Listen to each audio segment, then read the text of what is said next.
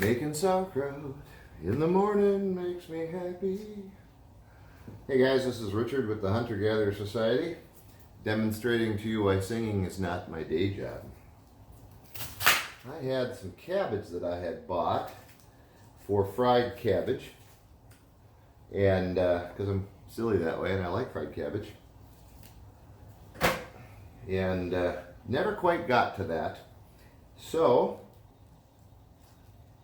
good opportunity to make sauerkraut. So we're going to do lacto-fermented sauerkraut, which is one of my favorites. So I took out the outer length. So this cabbage has been in the fridge way longer than it should be. My wife would not eat this cabbage. The good news about cabbage is that it is still super firm. Cabbage is one of those foods that you know when it's bad. It'll get black spots on it. And so this is perfectly good. The outer layer, so when it does turn bad, it turns bad on the outer layers first and works its way in, versus some foods, let's say for example an apple, that can turn brown inside and look perfectly good on the outside. This will display it on the outside first, work its way in. So I just took off the first couple layers until we get a nice head of cabbage. And I'm going to chop this up, and then we're going to put it in some into a bowl, add some salt to it, and let it break down a little bit. And we'll add it to a jar. And I think I might run to the patio, grab some, I think it may be some fresh basil would go good in this. Let's get to work.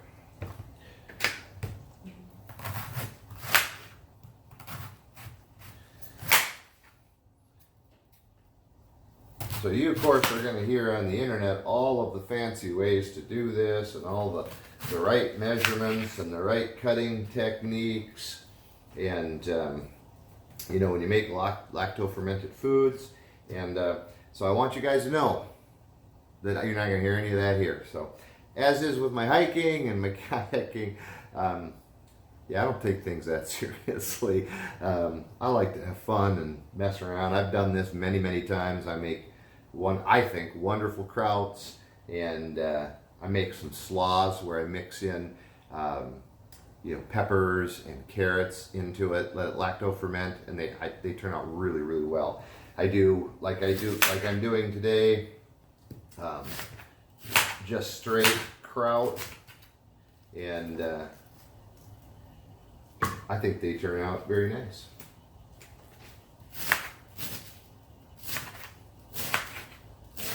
So the goal here is we're just chopping it all up. I don't want huge pieces. You also don't want it to be too small. But it's going to break down quite a bit once it's in the jar. And so again, I don't worry about it too much.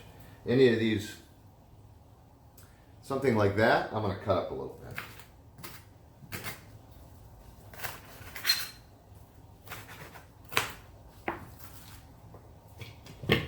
Always bring your bowl close. But that work smart, not hard, right? That's what I'm going to cut in half. Pretty long. And really, when you're cutting, it's not about the process. Listen, this is a fermenting process. You could just set the cabbage in there, put salt on it, and it'll ferment over time. What we're doing is for the eating part of it, you know, and what is that experience like? So that, to me, is mostly what the cutting is for. Certainly the cut has an effect on the fermenting process, the time, you know, how consistent it is. You know, I'm not unaware of that. Certainly that has but for me, again, it's more about the eating side of it. If you cut it up a little too small, don't worry about it. If you leave it a little too big, don't worry about it. It will ferment. It's just that the texture and flavor and consistency of your kraut is going to change. Now, for most of you beginners that are just going to play around with the idea of lacto fermenting, that's going to happen anyway, because as you learn this, you're going to play around a little bit with ingredients, seasonings. You're going to play around a little bit with time, and because fermented food, especially kraut, it will change flavor as it ages. And so you'll play around a lot with that. or at least you should, because that's part of the fun of it. So don't worry about getting it just perfect out of the gate. Frankly, I've been doing this for years now, and it's not always perfect. Sometimes I cut corners or cheat or try something new and it doesn't work out. And that's okay. If it doesn't work, try it again. Not a big deal. I think I am going to grab some basil off the patio. I think that sounds like a nice ad. I'll be right back. So I'm encouraging you guys to experiment. So I thought I'm going to experiment. So this is my basil from the patio. Now instead of going with the regular basil, for the experiment part, I went with purple basil. Now purple basil definitely has its own flavor, and it's definitely different than regular basil. My wife does not care for it as much as she really prefers regular basil over the purple. I like the purple, frankly. I think it has a real distinct flavor, and I really enjoy it. And so, never tried it in something like this. So what the heck? Let's give it a shot. Now, what I'm about to say, somebody will probably make a comment on about, being wasteful. I don't like being wasteful. I recycle my banana peels for organic fertilizer for the patio garden. But I also, I'm not going to take this too heavy-heartedly, right?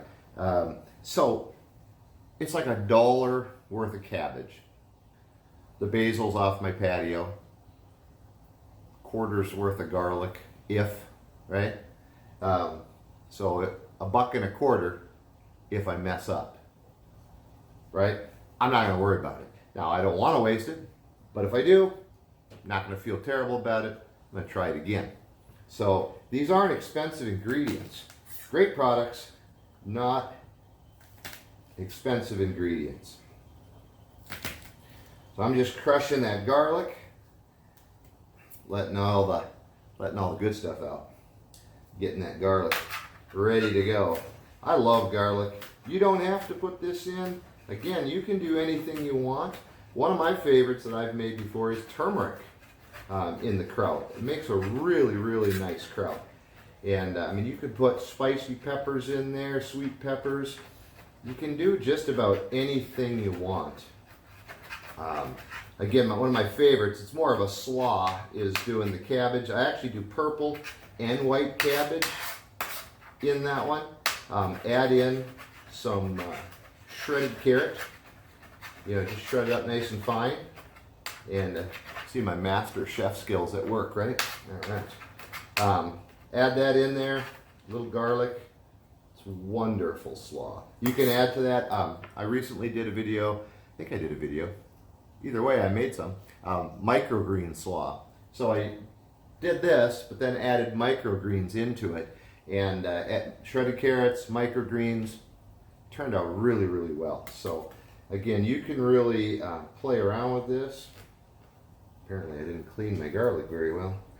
You can really play around and experiment with this and see what works best for you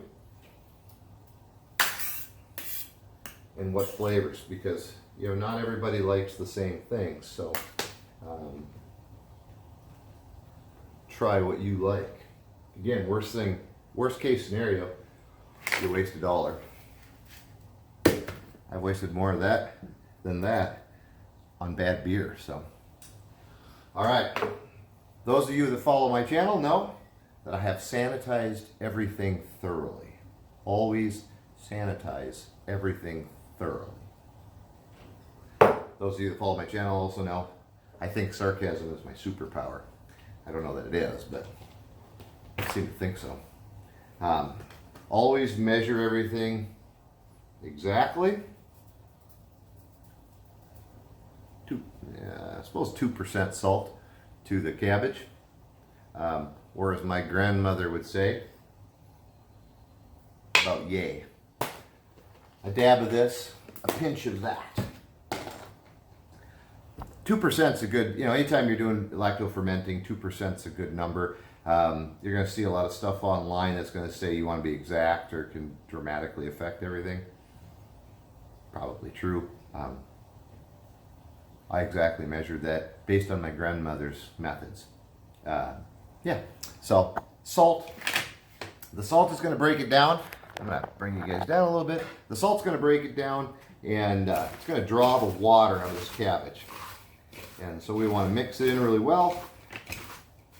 We want to break up the larger pieces. If you get pieces that are just too darn big, pull them back out. Break them down.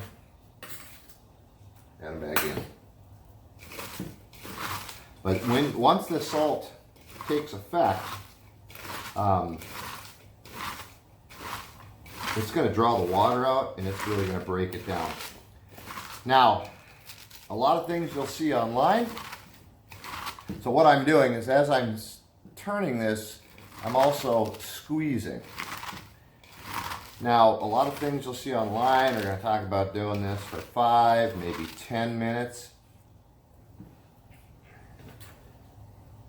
And that's awesome if you want to do that. You want to squeeze this for the next 10 minutes. God love you. I, on the other hand, am a little bit lazier when it comes to this stuff.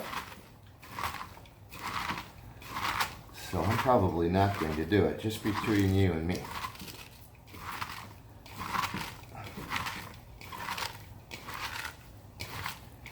One of the things with the salt, though, I do want to stop just for a second because, I joke a little bit about my thorough methods.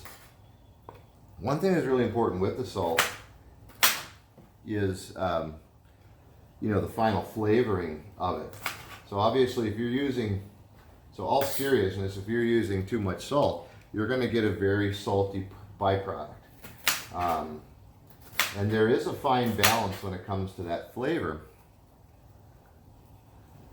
that you want to, be cautious with. So when you are starting out, it's really not a bad idea to be very specific on your measurings. You can get a cheap food scale, weigh out your food, do a little bit of math, come up with 2% of your total product, and use that. If you don't have a food scale, then go a little light versus too much, because these can get really salty. So use a little less. It's going to work either way. Big difference is how fast, and then again how salty that final product is. After you've done it a few times, you'll kind of get a feel for it. Now, I don't know if you can see this, but that cabbage is breaking down, and it's starting to get moisture on it. And so the salt is drawing the moisture out. Now, the moisture is going to do a couple things for us. Obviously, it's going to blend some of the flavors together of the basil and the garlic. But also, that's going to be a big piece of our base for the fermentation. So I'm going to leave that sit probably for about 10-15 minutes. Oh, it smells great. It smells like basil and garlic. Love that smell. I'm going to let it sit for, maybe 15-20 minutes, and then we'll get back to work. All right, guys. Now, just to show you guys I'm not a complete savage here, I was doing some vacuuming and things while I was letting this sit, and so I did lay just the cutting board over the top of it just to keep any dust and stuff out.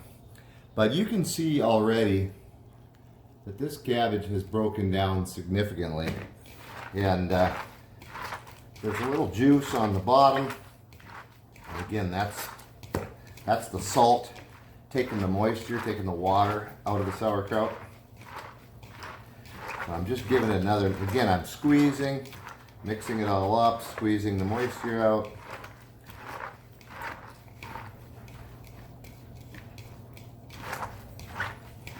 Man, it smells strong like garlic now.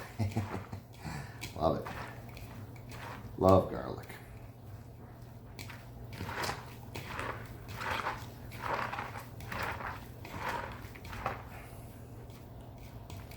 I'm feeling pretty good about this. I'm going to wash my hands up and then we'll put this in a jar. All right. So, wash my hands. So, again, those of you that watch my videos know that I didn't use any special sanitizing solution on all of this. I just don't ever do it.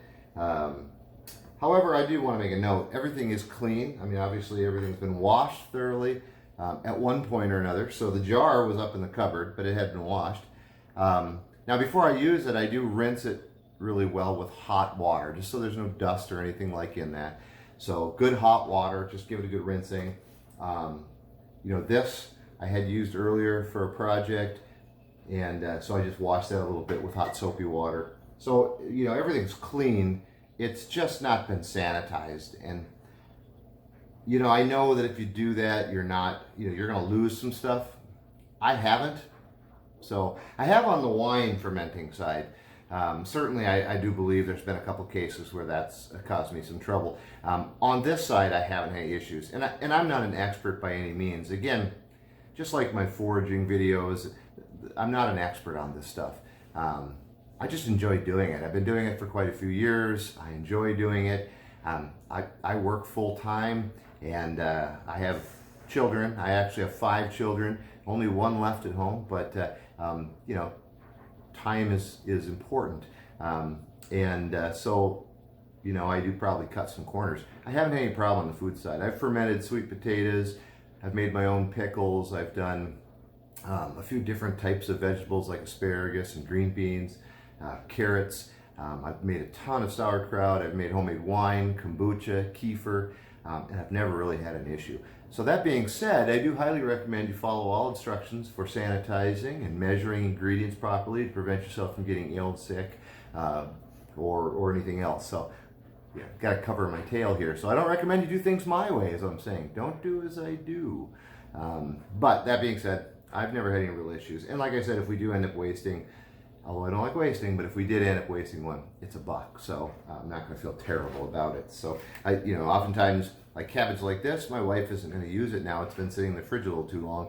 And so this is a great way to use it up. I do that sometimes with grapes as well. If I'm going to make maybe a homemade cider or something like that, I'll use the grapes as a starter. If you've got grapes that are getting soft, they're kind of at that point where nobody's going to eat them, but nobody really wants to waste them, so they're just going to sit in your fridge for a few days till they're too rotten, and then somebody feels okay about throwing them away. That's a great time to use the grapes and make a starter, make a yeast starter. So this is a great time to use this cabbage. So we've gotten this broken down. Those that do this a lot would probably let it go longer. I have found that once it's in the jar and once it starts doing its thing, that that's not that big of a deal. It is broken down significantly since we started, and there's certainly a lot of moisture in the bottom of this bowl, and that's really the key. That's what we're looking for. Now, the great thing about kraut too is, I'm sitting here looking at this going, geez, I hope I have enough kraut to fill the jar. And I don't know if you can see, I'm already full. But kraut we pack down really tight. And so this one small head will fill this quart jar. And then we can just pack it in there good and tight. Okay, guys, so another key point about doing this, never be afraid to back up and do something different. The jar wasn't completely full. The lid I was going to use is actually for a different jar. So, what's that old saying? Turn lemons into lemonade. And so, I hadn't originally added microgreens to this mix. However, I do have a fresh batch of sunflower microgreens that just came off the micro garden. And so it's an opportunity. I need a little bit more space or a little bit more filler. And the sunflower microgreens, I've used them in the past. They break down real nice. And they're a great addition. And they are super, super nutrient packed. So that's going to really amp up the nutrient value of this kraut, which is awesome because it's already super nutrient. All right, that's where we're going to go with it.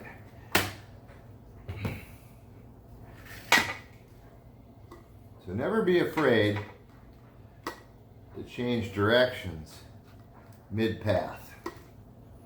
It's not going to hurt anything.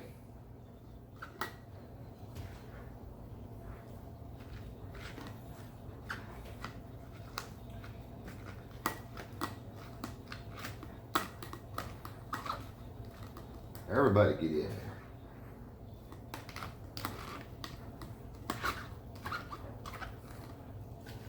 Again, we're packing it down tightly. As you can see in that last example, when you start out, you're going to think, man, I have way too much. But as you start packing it, you're going to be amazed at how far this packs down and how much more you can put in there. So again, we want all that juice, all the garlic, all the basil. I want it all in there. Now this is going to give it a nice color, a little extra flavor. So the sunflowers have kind of a nutty flavor. All right, now you can see my jar is full again. And I'm getting liquid up over the top, which is what we want. We're just going to pack that in. That's what we want. I'm going to keep doing that until we have liquid up over the greens. Perfect.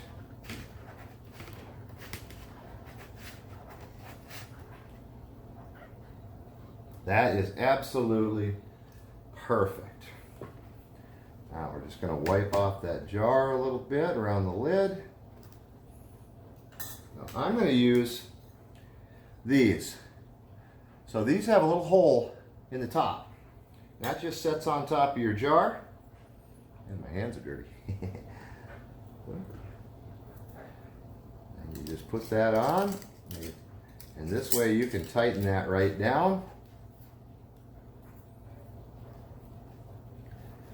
And so what that'll do is, because as you're fermenting, that's going to build up pressure as the process starts. Ah, I forgot one thing. This. So you always want something over the greens. Now, if it's staying below the water line by itself, it's not a big deal. However, usually what I do is I do a piece of the exterior cabbage. I would keep that and I would lay that on there. But as I said, the exterior cabbage was getting a little weird looking. It wasn't like rotten or anything. It was just getting dark. So I didn't use that. So what I'll do is I'll use this. This is actually for fermenting. And this just sits in there. And as this all expands, that'll push up against that rubber gasket. And it'll help keep the food down underneath the liquid, because the liquid's going to rise. This will build pressure and it will increase. There will be more liquid. Like I said, I've had them overflow when I thought they didn't have enough liquid in them. So that's our final product. Now what we're going to do is we're going to set that into a pantry. And you can let this sit. I mean, you can let it sit 3 days, 7 days, 10 days, whatever you want. With this gasket on here, it's not going to explode. So, I mean, it'll just sit and ferment. The longer it ferments, the different the flavor will be. And so that's something that's really fun when you first start making these krauts, is experimenting with the flavors. So what I really recommend doing, it takes a couple days to get going. On day 3, feel free to taste it. Taste it again on day 5. Taste it on day 7. And just kind of follow that process. I usually will stop mine at about day 4 or 5. I like it crispy, crunchy, and oftentimes you still have some distinct flavors of the different seasonings or herbs that you put in there. But I like it longer. I mean, I've had it up to 10 days, and I really like it. So, but kraut is something that everybody likes a little bit different. So find the one that you like, and again, leave it 7 or 8 days if you want, and just see what it turns out. Make 3 jars, Do one in 4 days, 3 days, 4 days. Do one in 6 or 7 days, and do one in 10 days, and just taste that difference. So what do I do with this? Once it's done, this is an awesome side to any dish. It's super nutrient packed, and obviously good gut health with lactobacteria. Scientific term, I'm sure. But I use it as side dishes. I'll add it to tacos. So if you do shrimp tacos or chicken tacos, this is a great little topping to add into it. I like it straight up. So I've used it with scrambled eggs. I've taken like omelets, put a little bit on top of it. So there's a wide variety. What you want to do is just play around with it and see what you like it with. So that's what I've got, my friends. Microgreen sauerkraut, lacto-fermented, homemade. Maybe I'll bring you back as we get the process going. So either way, 4 days from now, it's going to be tasty. So it's been 5 days since we made sauerkraut, and just want to take a minute to show you guys this. This is the 5-day product. This is probably where I'm going to stop it. I could let it go a little bit longer, but typically I'll pull it at 3 or 4. Like I said, I like it to remain nice and crunchy, but we're going to give it a try and make sure, and that's the key. Just test it. So when I open this, there'll be no pressure because, again, I've got this breather, I guess you'd call it, that lets out all the pressure. That keeps our jars from exploding. And, of course, we've got our little... The first thing that I see is that there is liquid up over the kraut. That's good. We want to make sure of that because we don't want any of this to get bad. Now, the great thing about this is, let's say, for example, you had a little bit that was above it and that piece was bad. You literally can just pull that off of there, throw it away, and the rest underneath the liquid is going to be perfectly fine. Now, when you try this, it should be a little bit salty because the salty element is what keeps down the bacteria. And so we allow good bacteria to generate, bad bacteria doesn't. And from here, really, it's all about flavor. So experiment with it.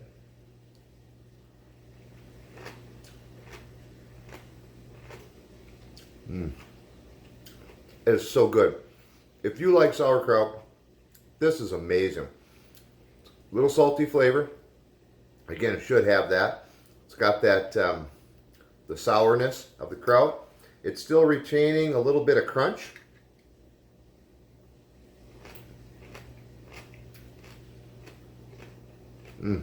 It's so good and so good for you. So let's make lunch out of it. So I think for today, for something easy, I'm just going to do fish tacos. Something simple. Let me turn this down here a bit. So I've already preheated a pan. There we go. You guys can see that. And so my fish today is real simple. Jack Crevalle. And I've cut it up in a little bit of cubes. And some of you just went, whoa, Jack Crevalle, what in the heck? Jack Crevalle is considered a junk fish. And most people won't touch it. I, on the other hand, will. Of course, you know that I'll eat a lot of things that others won't. Usually if I hear it's a junk fish, that's a challenge for me to at least give it a try. What I have found with the Jack Crevalle is, first of all, when you clean it, you want to get the bloodlines out of it. You want to look at salt, a little bit of pepper, a little bit of cayenne pepper. You want to get the bloodlines out of it when you clean it. The second thing is, I don't like it breaded. I want to cook it kind of like I would like tuna. So I'm just going to sear it. Now when I cook it whole, I'll do that. I'll just cook it in a whole steak. Sear it just like ahi tuna. About 3 minutes on each side, and then I'm done. Alright. All I'm going to do for those little bitty nuggets. That ought to cover it.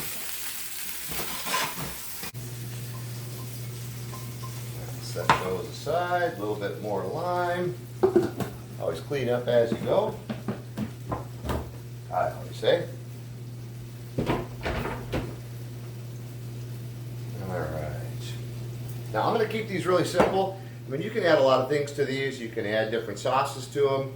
You know, whether you add tartar sauce, whether you add, ranch, maybe you have a cheese sauce that you like. We make a plant-based cheese sauce. Goes really good on these. I'm going to keep it real simple today because what I want to do is I'm really experimenting with both the fish, because I haven't used it in a taco like this before, and of course I'm using the new kraut. Now I have used kraut in this way before, just not this particular batch, so I really want the flavors to stand out. So the only addition I'm going to use to this is going to be lime.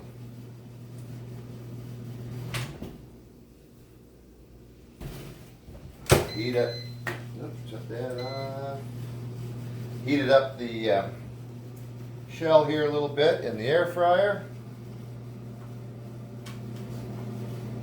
Now normally what I would have is the street taco size taco shells. That works much, much better. Like I said, we're actually going to do more like almost a burrito today, which that's fine, because that's all I have. Use what you have, right?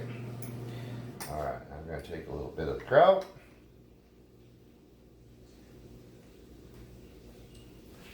Turn you a little bit more here.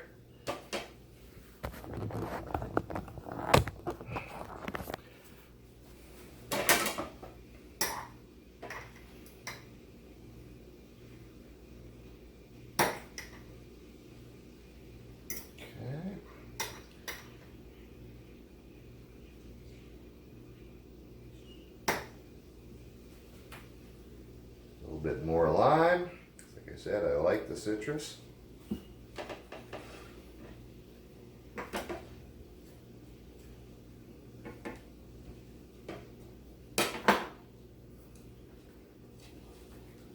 Roll that up. I do a terrible job at rolling, I'll have you know.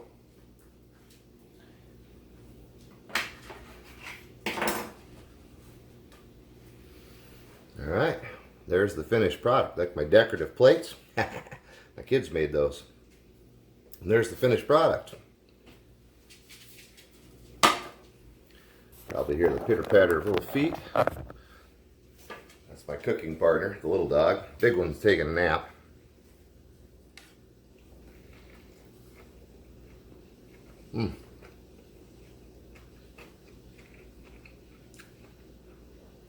That's excellent.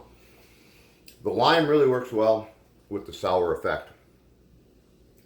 Just gives it a nice kick. I like the fish.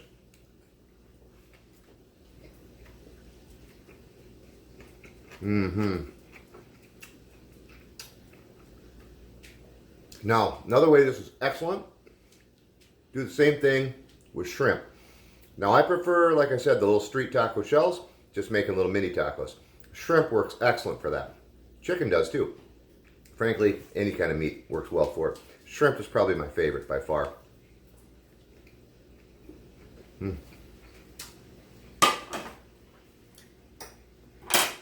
Nothing wrong with that at all. That is excellent. Homemade sauerkraut, 5 days later. Wonderful. With microgreens, super nutritious, excellent gut health, and tastes pretty good too. That's all I've got on the sauerkraut, guys. Thanks for tagging along. I got to get back to work. I'm just kind of on a lunch break here. Actually do work for a living when I'm not chasing stuff through the woods. But hopefully that'll happen very soon. So the next time I see you, hopefully we're outside doing something wild.